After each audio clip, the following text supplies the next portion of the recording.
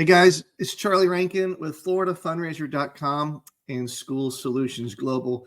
Right now, I'm going to talk to you about how to use a prize program that I've called Craze.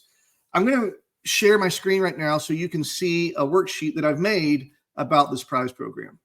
And I'll go ahead and get myself a little smaller down here. So let's talk about Craze. I recently visited Mill-Wee Middle School in Seminole County, and I observed a fundraising program that was being run by the band director whose name was Josh Autry. Now, Josh and I knew each other from Florida State University.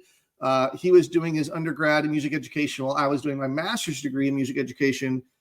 He's been at Mill-Wee Middle School for a number of years, and he's taught at multiple levels, high school and middle school band.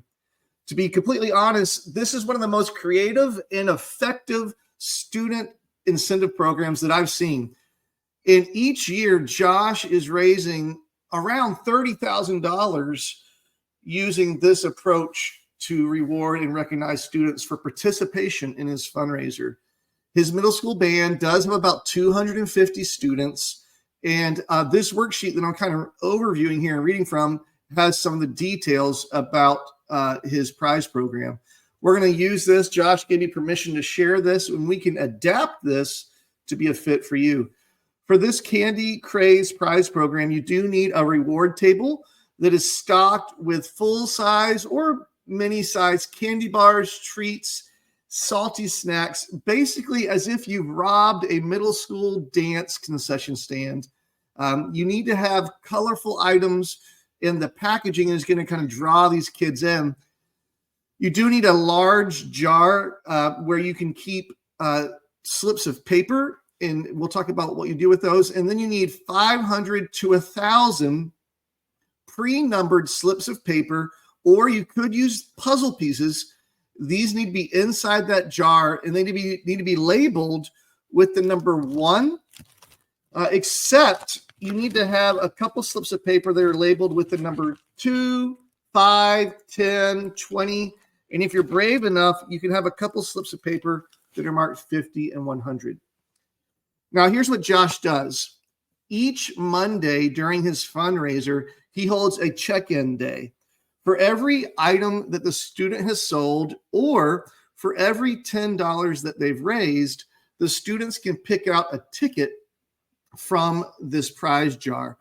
The student draws a ticket from the jar during their class, during the day. The number that's on the ticket determines how many items the child can pick off of the reward table. Now, Josh is doing this. Some of the tickets, instead of a number, do have dollar amounts, which do represent cash prizes. So you could have a $5, $10, $20, $50, or even a $100 inside the jar with the slips of paper. Now, some other things that Josh does: for every 10 items sold or for every $100 raised, that does cancel the student's fee to be a part of his program. His fee is around $75 to $80. Now, if your fee for your program is more than that, you just need to adjust how much has to be raised or how many tickets are sold. And then he has these different levels. 15 items is 2 extra tickets. 20 items is 2 additional extra tickets. And you can see these on the worksheet. He does something unique. If they raise $300, it does pay for their end of the year field trip to Busch Gardens, which is a theme park in Florida. You'd have to look at what your cost is for that field trip. If that cost of the field trip is $60 a traveler, and if they've raised $300, gosh, you actually have profited somewhere around $250 to $260, maybe $240, depending on what your profit margin is. And so you would factor that in to make sure you cover your cost. Now, at the end of the campaign, Josh does let any students who sell 10 items or more come to a pizza party. The class with the highest participation, where every student sells at least 1 item or donates 10, that class will also win a party of their choice. And they do have drawings at the winter concert for additional rewards. Now, in this PDF, there is a link to a video of Josh presenting this fundraiser. to his students if you want to watch that. When you think about what would this prize program cost, I'm estimating what Josh is doing for the supplies on the prize table, maybe without paying for the field trip, if we take out paying for the field trip, that this is costing him about 88% of what he's raising. So for every $100, he's spending $8 is my estimation, which means for every $1,000, he's spending 80, and for every $10,000, he's spending 800. So if he's doing a $30,000 campaign, 800 times 3 is $2,400. He's probably spending $2,400 on the supplies for this reward table.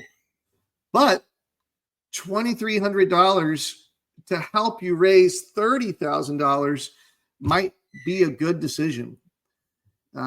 If 8% of what you raise is too rich for your heart to handle, you can dial that down to 5. In a lot of cases, you might still be able to have a great incentive program just using 3%.